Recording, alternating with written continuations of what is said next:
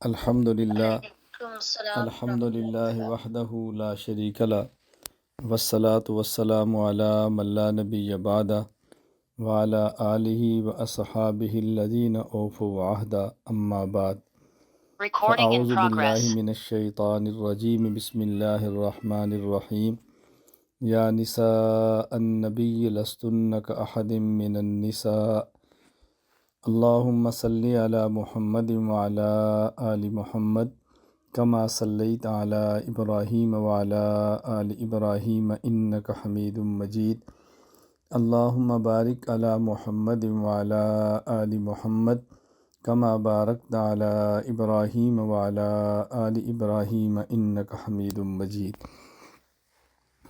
اللہ تعالیٰ کا بے حد شکر ہے کہ اس نے ہمیں انسان بنایا، مسلمان بنایا، حضور اکرم صلی اللہ علیہ وسلم کا امتی بنایا، اور نبی پاک صلی اللہ علیہ وسلم کو جو علم عطا فرمایا اس علم سے کچھ حصہ ہمیں بھی عطا فرمایا۔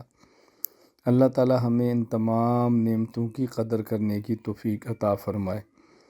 ہمارا آج کا اجلاس، آج کی نشست، آج کی گفتگو ان معلومات کے حوالے سے ہے جو مرکز اہل سنت والجماعت کے تحت مرکز اصلاح النساء جو ہمارا ادارہ ہے، اور ای مرکز جو ہمارا ادارہ ہے مرکز کے تحت ان سے متعلق جو خواتین معلمات اسباق پڑھا رہی ہیں ان کے ساتھ یہ نشست اور اجلاس ہے، اور اسی حوالے سے میں چند ایک باتیں آپ تمام خواتین بہنوں اور بیٹیوں کی خدمت میں عرض کرنا چاہ رہا ہوں۔ دیکھیں، سب سے پہلی بات تو یہ سمجھیں کہ چونکہ آپ معلمات ہیں اور مدرسات ہیں، اسی طرح استانیہ ہیں، تو اگر یہ چاہتے ہیں ہم لوگ کہ بچیاں نیک صالح عالمہ تیار ہوں، تو اس کے لیے سب سے زیادہ ضروری بات یہ ہے کہ ہمیں خود نیک اور صالح ہونا چاہیے۔ استاذ کی فکر کا اثر پڑتا ہے، استاذ کی سوچ کا اثر پڑتا ہے، استاد کی صلاحیت کا اثر پڑتا ہے، استاد کی رائے کا اثر پڑتا ہے، استاد کی توجہ کا اثر پڑتا ہے۔ تو ہمیں اس بات کا خیال رکھنا بہت ضروری ہے۔ اب ہم کیسے نیک ہوں، ہم کیسے دیندار ہوں، ہم کیسے شریعت کی پابند ہوں، اس میں سب سے اہم چیز یہ ہے کہ رسول اکرم صلی اللہ علیہ وسلم نے جو کئی ایک نکاح فرمائے تھے، ان نکاحوں کی بنیاد یہ تھی کہ نبی پاک صلی اللہ علیہ وسلم سے براہ راست بغیر پردے کے کچھ خواتین علم حاصل کریں اور امت کے سامنے اس علم کو پیش کر دیں۔ کئی حکمتیں تھیں، بہت بڑی حکمت یہ تھی، تو رسول اکرم صلی اللہ علیہ وسلم سے براہ راست بغیر پردے کے، بغیر حجاب کے، پیغمبر کا لباس بن کر جنہوں نے علم حاصل کیا ہے ان کو ازواج مطہرات اور امہات المومنین رضی اللہ تعالی عنہن کہا جاتا ہے۔ اب ہمیں دیکھنا چاہیے کہ ان ازواج مطہرات امہات المومنین کو اللہ پاک نے کیا ہدایات عطا فرمائی تھی کہ ان کو کیسے رہنا چاہیے، پھر ان کی زندگی کا مطالعہ کریں کہ انہوں نے کیسے رہ کر ہدایات ربانیہ پر عمل کیا ہے اور امت کی رہنمائی کیسے فرمائی ہے۔ اللہ اکبر۔ قرآن کریم میں جو ہدایات موجود ہیں، میں نے مختصر سا ایک حصہ آیت کریمہ کا تلاوت کیا ہے، اس کو سمجھ لیں تو ساری باتیں اس کے تحت آ جائیں گی اور سمجھنی آسان ہوگی۔ فرمایا یا نساء النبی لستن کاحد من النساء، اے پیغمبر کی بیویوں تم عام عورتوں کی طرح نہیں ہو۔ اللہ اکبر۔ اے نبی کی بیویوں تم عام عورتوں کی طرح نہیں ہو۔ یا نساء النبی لستن کاحد من النساء، اے پیغمبر کی بیویوں تم عام عورتوں کی طرح نہیں ہو۔ کتنا اعزاز ہے، کتنا اعزاز ہے۔ اب ذرا غور کریں، ایک عالم ہے جو نبی کا وارث ہے، اس کی جو بیوی ہے وہ ایک وارث کی بیوی ہے، تو اس کا معنی وہ پھر عام عورت کی طرح نہیں ہو سکتی۔ عام عالم کی یعنی عالم کی زندگی عام آدمی کی طرح نہیں ہے، تو عالم کی بیوی اور وہ بھی عالمہ عالم کی بیٹی وہ بھی عالمہ، وہ عام عورت کی طرح نہیں ہے، اور وہی معلمات جو دین کا علم حاصل کر کے دین پڑھانا چاہتی ہیں، ان کو ذہن بنانا چاہیے کہ وہ عام عورت کی طرح نہیں ہے۔ ازواج مطہرات رضی اللہ تعالی عنہن جو نبی پاک صلی اللہ علیہ وسلم کی متعلمات تھی، طالبات تھیں، شاگردات تھیں، اور رسول اکرم صلی اللہ علیہ وسلم کی صحبت میں رہ کر پیغمبر سے علم حاصل کیا، اور پھر انہوں نے علم امت کو کیسے دیا، عمل کیسے دیا، نبی کی زندگی کیسے دی ہے، وہ عام عورتوں کی طرح نہیں تھی۔ تو جب آپ نے دین پڑھا ہے، شریعت پڑھی ہے، اب اس کو عام کرنا ہے، تو اس کا معنی یہ ہے کہ آپ عام عورت کی طرح نہیں ہیں، آپ عام عورت کی طرح نہیں ہیں۔ ہمارا لباس عام عورت کی طرح نہیں ہونا چاہیے، ہمارا رہن سہن عام عورت کی طرح نہیں ہونا چاہیے، ہماری گفتگو کا سلیقہ عام عورت کی طرح نہیں ہونا چاہیے۔ ہمیں اس پہ بہت غور کرنا ہے۔ میں ابھی 2-4 روز قبل کی بات ہے، اپنے گھر میں اپنی گھر والیوں کو یہ بات سمجھا رہا تھا۔ میں نے کہا دیکھو، جس طرح آپ مجھے ایک بات کہتی ہیں کہ خواتین کے جذبات کو سمجھیں، خواتین کے جذبات کچھ ہوتے ہیں، تو میں بھی کہہ سکتا ہوں دیکھیں مردوں کے جذبات کو سمجھیں، کچھ مردوں کے جذبات بھی ہوتے ہیں، لیکن میں عام مردوں کی طرح مرد نہیں ہوں، میں نے عام مردوں کی طرح نہیں رہنا۔ بہت سارے ایسے میرے جذبات اور میری جائز خواہشات ہوں گی جس کو میں نے ختم کرنا ہے۔ کیوں؟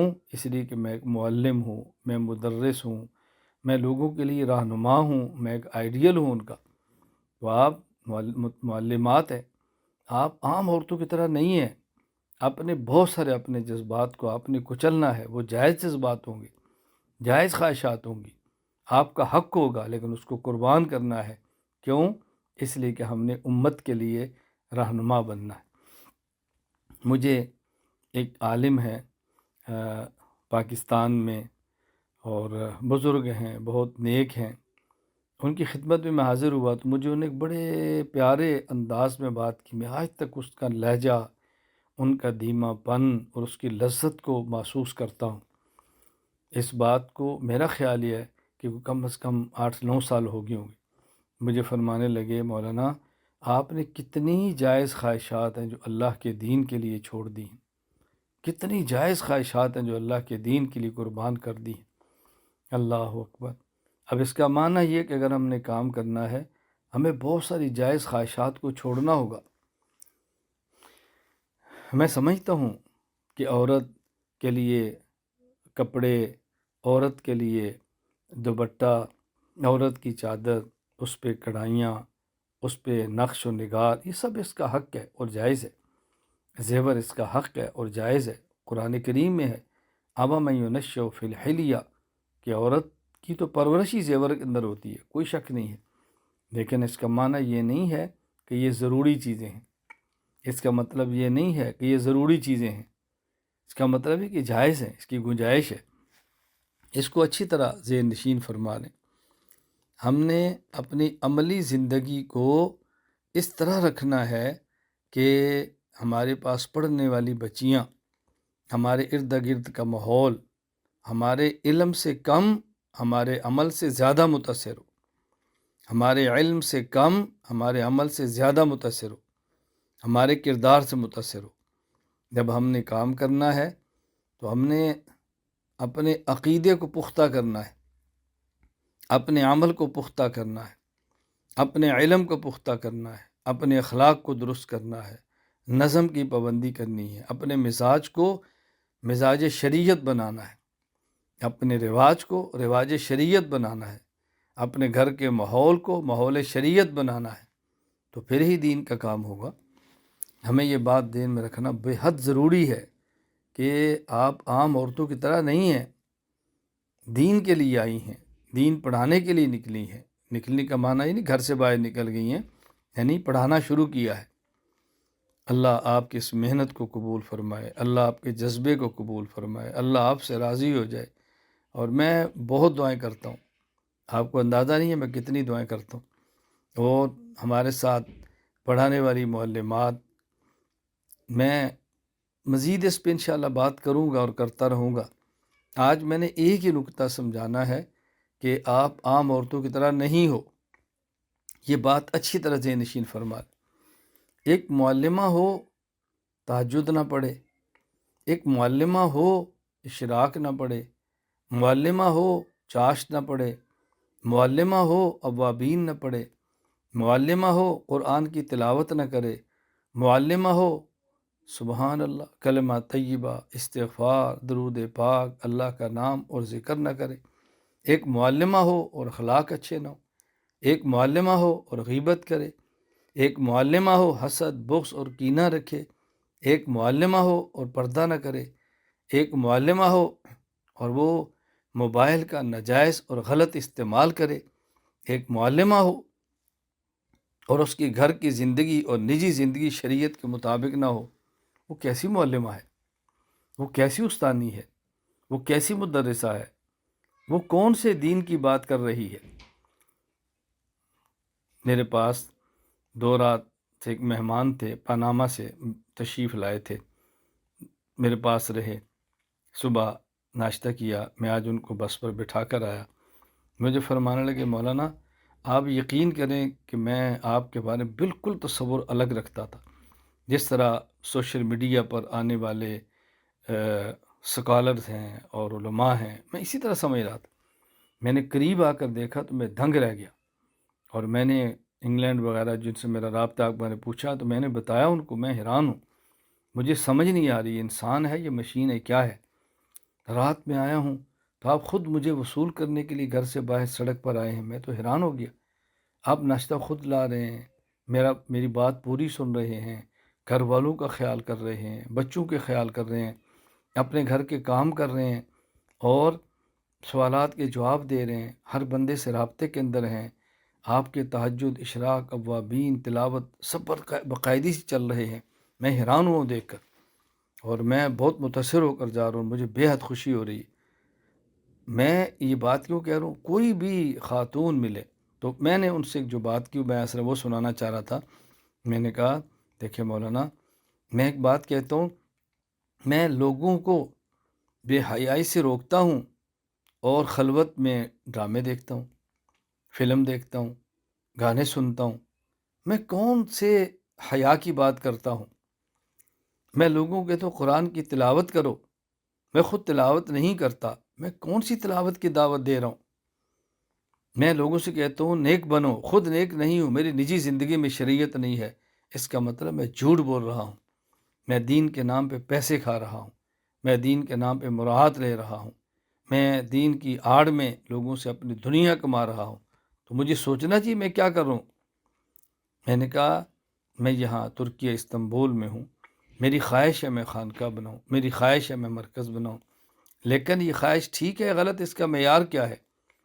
میں خود بیٹھتا ہوں، گھر والے تہجد میرے ساتھ پڑھتے ہیں، اور ذکر کی جو مجلس ہوتی ہے کوئی شخص نہیں ہوتا، میں ہوں، میری اہلیہ ہے، بیٹی ہے، بیٹا ہے، ہم بیٹھے ہیں، اور میں گھر ان سے کہتا ہوں جب ہم خانقاہ بنانے کے لیے سوچ رہے ہیں تو جو ہم 4 بندے موجود ہیں، ہم خود اپنے گھر کو خانقاہی ماحول کیوں نہیں دیتے؟ ہمارے راستے میں کون سی رکاوٹ ہے؟ کوئی بھی نہیں۔ تو اس کا مطلب اگر ہم اپنے گھر کو خانقاہی ماحول دے رہے ہیں اور یہاں استنبول میں ایک مرکز اور خانقاہ بنانا چاہ رہے ہیں، اس کا معنی ہم سچ بولتے ہیں، ورنہ اس کا مطلب کہ ہم جھوٹ بول رہے ہیں۔ تو ہماری نجی زندگی کا درست ہونا کتنا ضروری ہے۔ ہم نے 1 سالہ قرآن کریم کی تفسیر کا آغاز کیا، ہم نے 2 سالہ علم دین کورس شروع کیا، 4 سالہ عالمہ کورس شروع کیا، ابھی ہم باقاعدہ 6 سالہ عالمیت اور درس نظامی کو شروع کرنے جا رہے ہیں۔ ہم نے تعلیم القرآن کورس کو شروع کیا ہے، تخصص الافتاء کو، تخصص العقائد الاسلامیہ، ان سب کو شروع کیا ہے۔ کیوں؟ تاکہ لوگ دین پڑھیں، سمجھیں، عمل کریں اور دین کو پھیلائیں۔ سوال یہ ہے ہم نے دین پڑھا ہے کہ ہم نے سمجھا ہے؟ سمجھا تو کیا عمل کیا ہے؟ کیا ہم اللہ کے لیے اس کو پھیلا رہے ہیں؟ ہمیں غور کرنا چاہیے۔ یا نساء النبی لستن کاحد من النساء، پیغمبر کی بیوی عام عورت کی طرح نہیں ہے، تو علم دین پڑھنے اور پڑھانے والی خاتون عام عورت کی طرح نہیں ہے، عام خواتین کی طرح نہیں ہے۔ اگر یہ بیوی ہے تو دیکھیے شوہر کے ساتھ مجھے کیسے رہنا ہے، جیسے ازواج مطہرات رہی ہے۔ اگر یہ بہن ہے تو دیکھیں میں نے بھائی کے ساتھ کیسے رہنا ہے، جیسے ازواج مطہرات رہی ہے۔ دیکھیں ذرا کیسے رہی ہیں۔ اور ماں ہے تو اولاد کے ساتھ کیسے رہنا ہے، حضرت خدیجۃ الکبریٰ رضی اللہ تعالیٰ عنہ اپنی اولاد کے ساتھ کیسے رہی ہیں، ذرا غور کریں، پھر اس کو بہت اچھی طرح سمجھیں۔ ہماری خواتین اس پہ غور کریں۔ میں ایک محنت کر رہا ہوں کہ موبائل کے غلط استعمال سے بچیں، موبائل سے دور رہیں، اور میں خدا کی قسم اٹھا کر کہہ رہا ہوں اگر ہم اس میں کامیاب ہو جائیں، موبائل سے دور رہیں، غلط استعمال چھوڑ دیں، تو میں بتا نہیں سکتا کہ ہم کتنے گناہوں سے بچ جائیں، کتنے نیک اعمال کر دیں، کتنی ترقیات ہو جائیں، کتنا ہمارا وقت بچ جائے۔ ایک ہی گھر میں ہے، شوہر الگ بیوی الگ، کیوں دونوں کے ہاتھ میں موبائل ہے، ایک ہی جگہ پر ہیں، قریب رہ کر دور ہیں، اور ایک دور رہ کر قریب ہے موبائل کی وجہ سے۔ اب بتائیں، ہمیں سوچنا چاہیے کہ ہم جو معلمہ ہیں، ہم جو استاذ اور استانی ہیں، ہمارا موبائل غلط استعمال ہو رہا ہے، سوچنا چاہیے۔ ٹھیک ہے الحمدللہ، غلط ہے تو چھوڑ دیں۔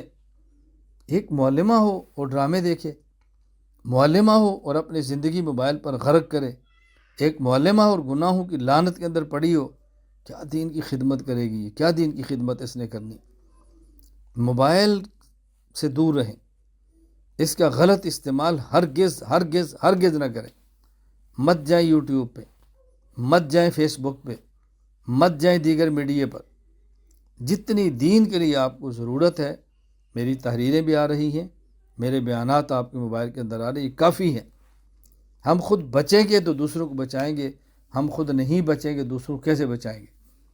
میرے پاس دیکھیں 3 موبائل ہیں، میں پھر بھی فارغ ہوں، میں پھر بھی گھر کو وقت دے رہا ہوں، میں پھر بھی بچوں کو وقت دے رہا ہوں، میں پھر بھی دوستوں اور سے تعلق رکھ رہا ہوں، میں پھر بھی مہمانوں کو سنبھال رہا ہوں، اپنے سارے علمی کام کر رہا ہوں۔ یہ موبائل انسان کو خرافات میں، انسان کو لعنتوں میں، انسان کو گناہوں میں اور دنیاوی نقصانات، جسم تباہ ہے، ٹینشن ہے، دماغی امراض ہیں، پتہ نہیں کون کون سی لعنت اس کی وجہ سے آ جاتی ہے۔ اس لیے معلمہ کو بطور خاص چاہیے موبائل سے بچے، اس کا غلط استعمال ہرگز ہرگز ہرگز نہ کریں۔ ہمارے ہاں گھروں میں بچوں کو موبائل دیا جاتا ہے، بچوں کو موبائل مائیں خود سناتی ہیں۔ میں کہتا ہوں بچوں کو موبائل سے دور رکھیں، تلاوت ہو، نظم ہو، ان کو دور رکھیں۔ کبھی ٹیبلٹ گھر میں رکھیں، جس بچے کو آپ نے ٹیبلٹ پہ لگا دیا، کھیلیں موبائل پہ دے دی، اس کا دماغ سکڑ جائے گا، ذہنی صلاحیتیں ختم کر بیٹھے گا، اپنے دماغ سے کھیل ایجاد نہیں کرے گا۔ اسی طرح ہمارے گھر میں کھلونے ہیں، کوئی معقول کھلونا ہے تو بچوں کو دیں۔ جیسے عام عورتیں ویسے ہم کھلونے لاتی ہیں، جیسے عام لوگ ہیں ایسے ہم کرتے ہیں، جیسے اوروں کا ایسے ہمارا ماحول ہے۔ ہمارے اور دوسروں کے ماحول میں زمین آسمان کا فرق ہونا چاہیے۔ ہمارے گھر میں آنے والا وہ شریعت کو سمجھے، وہ دین کو سمجھے۔ کوئی ہمارے گھر میں گڑیا نہ ہو، کوئی ہمارے گھر میں جاندار تصویر نہ ہو، کوئی ہمارے گھر میں جاندار کھلونا نہ ہو، اور باقی کھلونوں کی بھی ایک حد رکھے، تو اس حد سے آگے نہ جائیں۔ اسی طرح ہمارے گھر میں کھانا ہے، سنت کے مطابق دسترخوان لگائیں، سنت کے مطابق بیٹھیں، مسنون دعائیں پڑھیں، پہلے بھی اور بعد میں بھی اہتمام کریں، دسترخوان لگا کر کھائیں، خاوند بیوی بچے کی جگہ بیٹھ کے کھائیں، اہتمام کریں، برتن کم استعمال کریں۔ خیر الطعام ما کثرت فیہ الایدی، بہترین کھانا جس کے اندر ہاتھ زیادہ ہے۔ دیکھو ضروری ہے، شوہر کی پلیٹ الگ ہے، بیوی کی الگ ہے، بیٹی کی الگ ہے، بیٹے کی الگ ہے، کوئی ضروری ہے۔ کوشش کریں جس حد تک کم ہو، اپنے گھروں کے کھانے استعمال کریں، اپنے بچوں کو باہر کے کھانوں سے بچائیں جس حد تک ممکن ہو۔ یہ برگر، یہ شوارمے، یہ سموسے، یہ پکوڑے، یہ باہر کی جتنی چیزیں ہیں، جس حد تک ممکن ہو اپنے بچوں کو بچائیں۔ اپنے گھر میں بنا لیں، اپنے گھر میں چیزیں تیار کریں، دیسی چیزیں تیار کریں، باہر کی چیزوں سے جس حد تک بچا سکتے ہیں بچائیں۔ وہ چیزیں ناقص ہیں، جسم کو نقصان دیتی ہیں، وہ چیزیں کبھی حرام ہوتی ہیں، روح کو نقصان دیتی ہیں۔ کبھی بنانے والے اکثر بے دین ہوتے ہیں، اس سے انسان کے اعمال پہ اثر پڑتا ہے۔ ان باتوں کا ہم بہت زیادہ خیال کریں۔ میں آج صرف ایک ہی بات پہ زور دوں گا، یا نساء النبی لستن کاحد من النساء۔ اللہ نے پیغمبر کی بیویوں کو فرمایا صلی اللہ علیہ وسلم، تم عام عورتوں کی طرح نہیں ہو۔ آگے ہدایات کیا ہیں میں انشاءاللہ پھر آپ سے بات کروں گا، عرض کرتا رہوں گا، سمجھاتا رہوں گا۔ میری حیثیت باپ کی ہے، تمہاری حیثیت بیٹیوں کی ہے۔ آپ بیٹیاں بن کے رہیں، میں باپ بن کے رہوں۔ باپ اور بیٹیاں روحانی جو تعلق ہے اس میں حدود ہوتی ہیں۔ روحانی بیٹی میں اہتمام کرنا چاہیے، بچنا چاہیے۔ پردے کا خیال ضروری ہے، شریعت کا خیال ضروری ہے، حجاب کا خیال ضروری ہے، لیکن رشتہ روحانی باپ اور بیٹی کا۔ ہدایات آتی رہیں گی، اس پہ عمل کریں۔ آپ تمام میں سے کوئی بھی ایسی نہ ہو جو شریعت کی پابند نہ ہو، پردے کی پابند نہ ہو، دین کی پابند نہ ہو۔ تمام حدود شریعت کا خیال کریں اور اپنا ایک ذہن بنا لیں کہ ہم نے ایسے رہنا ہے جیسے ازواج مطہرات رضی اللہ تعالی عنہن تھی۔ ہم نے دین کی خدمت کرنی ہے جیسے ازواج مطہرات نے کی ہے، امہات المومنین نے کی ہے۔ وہ بھی دنیا سے چلے گئیں، ہم نے بھی جانا ہے۔ ہم دنیا سے سرخرو ہو کر ان کے پاس پہنچیں تو پھر وہاں جانے اور رہنے کا لطف آئے گا۔ اللہ مجھے بھی، اللہ آپ کو بھی شریعت کے مطابق عمل کرنے کی توفیق عطا فرمائے۔ اللہ مجھے عالم بن کر رہنے کی توفیق دے، اللہ آپ کو عالمہ بن کر رہنے کی توفیق دے۔ اللہ مجھے معلم بن کے جینے کی توفیق دے، آپ کو معلمہ بن کے جینے کی توفیق عطا فرمائے۔ تو ہمارے یہاں صبح کا آغاز ہو رہا ہے، شروع کے دن ہیں، داخلے چل رہے ہیں۔ اپنی اپنی ذمہ داری کو سمجھیں، مشورے اخلاص کے ساتھ دیں، اپنے اپنے کام میں لگی رہیں تاکہ دل سے دعائیں نکلیں۔ اللہ تعالیٰ مجھے بھی توفیق دے، اللہ تعالیٰ آپ کو بھی توفیق عطا فرمائے۔ بس میں نے ایک جامع اور بنیادی بات کہہ دی ہے، مزید باتیں انشاءاللہ چلتی رہیں گی۔ آپ آپس میں مشورہ کریں، جو چیزیں مشورے میں ہوں گی میرے پاس آ جائیں گی، جو ضروری ہوگی میں بتا دوں گا، جو نہیں ہوگی اس کو ختم کر دیں گے۔ اللہ مجھے اور آپ کو دین کی مقبول خدمت کی توفیق عطا فرمائے۔ اللہ ہمیں اور ہماری نسلوں کو قبول فرمائے۔ اللہ ہمیں گناہوں کی لعنت سے محفوظ رکھے۔ اللہ ہمیں اپنے محبت عطا فرمائے۔ اللہ ہمیں اپنے محبت عطا فرمائے۔ اللہ ہمیں اپنی محبت عطا فرمائے۔ اللہ ہمارے قلوب میں اپنی محبت ڈال کے اغیار کی محبت کو دلوں سے نکال دے۔ اللہ حلال رزق، برکت والا رزق وسعت کے ساتھ عطا فرمائے۔ اے اللہ تو اپنا کرم فرما، اے اللہ تو اپنا فضل فرما، اے اللہ تو مجھے ان سب کو دین کے لیے قبول فرما لے۔ ہمارے گناہوں کی وجہ سے ہمیں دین سے محروم نہ فرما۔ اے اللہ ان نیک اعمال کی توفیق دے جو آپ کی رضا کا سبب ہیں، ان گناہوں سے محفوظ فرما اللہ جو آپ کی ناراضگی کا سبب ہیں۔ اے اللہ تو اپنے فضل سے، اپنے کرم سے ان ساری باتوں کو قبول فرما لے، عمل کی توفیق عطا فرما دے۔ وصلی اللہ تعالی علی النبی الامی الکریم۔ السلام علیکم ورحمۃ اللہ وبرکاتہ۔